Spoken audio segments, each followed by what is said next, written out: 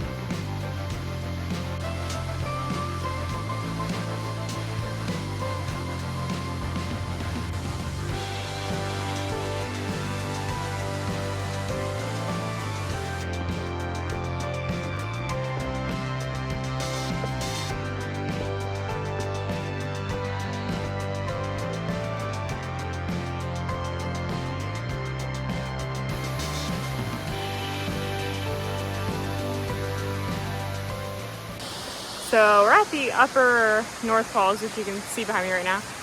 Wear good shoes on this hike because it's very slippery, and I actually just wiped out. Fortunately didn't catch it on camera though, so you won't get to see it. Yeah, we're good shoes. We actually finished the hike. I didn't actually get to film a lot at the end because in the last like half mile I was stung by a bee. But got some ice on it right now.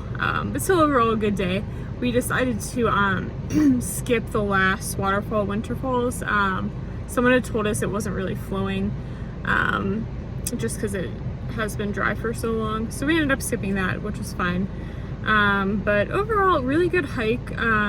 Several really great waterfalls that you could knock out in one day. Definitely this area is not like a super wilderness area. So if you're looking for something kind of away from it all, not around people, this probably isn't the hike for you. But if you want an easy hike from Portland, not too much elevation gain, just kind of a chill day, see some cool waterfalls, this is a really good hike. We had a good time. But I think I'm gonna end this vlog here, so thank you guys for watching, and don't forget to like and subscribe.